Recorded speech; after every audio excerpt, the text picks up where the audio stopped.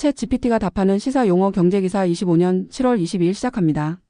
첫 번째 기사 읽어봅시다. 벤츠가 글로벌 정보기술 IT 공룡 MS와 손을 잡고 이 같은 첨단 기술을 선보이는 것은 자동차가 단순한 이동수단을 넘어 업무와 엔터테인먼트, 정보 접근이 모두 가능한 스마트 플랫폼으로 변모하고 있음을 보여주는 대표적인 사례로 꼽힌다. 벤츠 외에도 각 업체는 저마다의 보유 역량으로 자동차의 새로운 비전을 제시하고 있다. 자체 AI 기술 역량을 보유한 테슬라는 AI를 기반으로 소프트웨어 중심 전략을 한층 강화하고 있다. 일론 머스크 최고 경영자 CEO는 최근 모든 신차에 AI 챗봇 그록 GROK를 탑재하겠다고 공개하기도 했다. 인공지능 스타트업 xAI의 챗봇 그록은 내비게이션, 음성 재생, 날씨 조회, 맞춤형 비서 기능 등 차량 내 사용자 경험 전반을 담당하게 된다. 테슬라는 헤이 그록이라는 음성만으로 작동할 수 있도록 호출어도 개발 중이다. 그럼 AI 인포테인먼트 커넥티드 서비스가 무엇일까? 정보 인포메이션 오라겐티 RTAINMENT의 합성어인 인포테인먼트에 AI 기술이 접목된 것이에요. 예를 들어 안녕 오늘 날씨 어때? 라고 물으면 차량 AI가 음성으로 대답하는 것들을 말합니다. 커넥티드 서비스는 기기나 자동차가 인터넷에 연결되어 다양한 외부 서비스와 연동되는 것을 말해요. 차량이 원격으로 제어되고 실시간 교통 연동되는 서비스입니다. 이렇게 차량이 플랫폼화되려면 반도체가 많이 필요해 보이는데 자동차 회사들의 반도체 플랫폼이 어떤 게 있어? 여러 칩이 들어가지만 자율주행에 관련된 반도체인 SoC 기준으로 말하자면 현대자동차는 삼성전자와 협업하여 엑시노스 오토 V920을 개발하고 있어.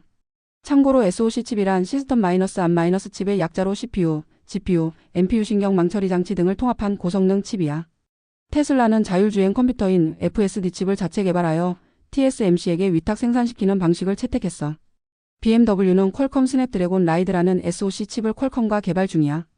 현대차는 차량용 소프트웨어는 개방형 전략을 채택했다고 하는데 그게 뭐고 그걸 개발하려면 어떤 공부를 해야 해? 현대차가 말하는 차량용 소프트웨어 개방형 오픈 소프트웨어 플랫폼은 앞으로 자동차를 스마트폰처럼 플랫폼화하겠다는 전략의 핵심이에요. 마치 안드로이드 스마트폰처럼 누구나 앱을 개발하고 업데이트도 자유롭게 가능한 플랫폼을 만드는 것이죠. 차량용 앱을 개발하기 위해서는 여러 기술을 공부해야 하는데 가장 기본적으로는 리눅스 시스템 프로그래밍을 공부해야 해. 두 번째 기사 읽어보자. 엑소존 크림 엑소존 앰플. 한때 화장품 홍보 문구에 빈번하게 등장했던 엑소존 EXOSOM이 최근 자취를 감췄다. 올해 1월 식품의약품안전처가 화장품 표시광고 관리 지침을 개정하면서 엑소존 화장품 같은 용어를 사용하지 못하도록 했기 때문이다. 인체 유래 엑소존이 주로 활용되는 곳은 신약 개발 분야다. 현재 엑소존 신약 후보 물질을 두고 약 180건의 글로벌 임상이 진행 중이다. 특히 엑소존이 주목받는 분야는 고형암과 뇌질환 분야다. 엑소존이 뭐고 신약 치료물질로 쓰이는 이유가 뭐야?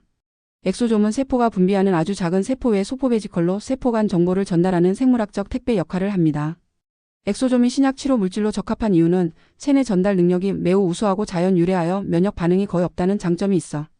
그리고 표적 세포를 선택적으로 인식하며 다양한 물질 탑재가 가능해. 실제 암치료, 뇌질환, 백신 개발 등에서도 활용되고 있고 우리나라 몇몇 기업들도 엑소존 플랫폼을 개발 중이야. 그럼 이런 엑소존 플랫폼을 개발하려면 어떤 공부를 해야 해? 엑소존 플랫폼을 개발하고 싶다면 이는 단순한 생물학 연구가 아니라 바이오 공학 약학 데이터 과학이 융합된 고난도 생명과학 바이오텍 분야예요. 실제 스타트업이나 제약회사, 연구소에서도 융합형 인재를 원합니다. 공부 방향 1단계는 기초 생명과학 및 세포생물학을 공부하고 2단계는 분자생물학, 3단계는 엑소존 정제 분석 기술 공부해야 해. 4단계는 약물 전달 제형공학을, 5단계는 바이오 공정 기술, 6단계는 데이터 분석하는 공부를 해야 해. 국내 기업으로는 SL바이오닉스, 아미코젤라는 기업이 있어. 각자는 남들보다 잘할 것이라는 자신감으로 투자하지만 시장을 이기기는 어렵다. 시험에서 모든 학생이 평균 이상이 될 수 없는 것처럼 주식시장에서도 모든 투자자가 평균 수익률 이상을 올릴 수는 없다. 세 번째 기사 읽어보자. 기업들이 성장할 것이라 믿는다면 이들 기업의 주식을 모두 보유해 시장 평균을 따라가는 것이 훨씬 더 안전하고 효과적이지 않을까? 이 아이디어를 실현시킨 이가 바로 인덱스 펀드를 만든 뱅가드 그룹 창업자 존 보글이다. 보글은 투자회사는 펀드 투자자들의 이익을 최우선에 둬야 하며 이를 위해 판매 비용과 운용 수수료를 최소화해야 한다고 믿었다. 그는 높은 수익률을 내세우며 전문가가 운영하는 펀드 대부분이 실제로는 성과에서 시장을 이기지도 못하면서 수수료만 지나치게 높다는 점에 의문을 가졌다. 그래서 시장 전체 종목을 그대로 따라 보유하는 방식의 펀드를 고안해냈다. 복잡한 리서치나 종목 선정을 하지 않기에 굉장히 낮은 수수료를 매길 수 있었다. 인덱스 펀드가 뭐고 지수를 추정하기 위해서는 어떤 식으로 운용해야 하는 거야? 인덱스 펀드는 특정 지수 인덱스의 수익률을 그대로 따라가는 펀드야. 예를 들어 코스피 200 인덱스 펀드는 코스피 200 지수 수익률을 따라가는 거지. 즉 시장 전체를 사는 것과 같은 효과를 내요. 그럼 지수를 추정한다는 건 어떻게 운용해야 할까? 지수에 포함된 종목을 지수 구성 비율에 맞게 보유하면 지수와 똑같이 움직일 수 있어요. 완전 복제하는 방식, 샘플링하는 방식, 파생 상품을 활용하는 방식이 있어요. 추적 오차가 뭐고 생기는 이유가 뭐야?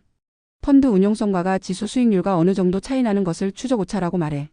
보통은 작게 유지되지만 몇몇 이유로 커지는 경우가 있어. 이걸 잘 확인하고 관리하는 일을 펀드 매니저들이 하고 있어.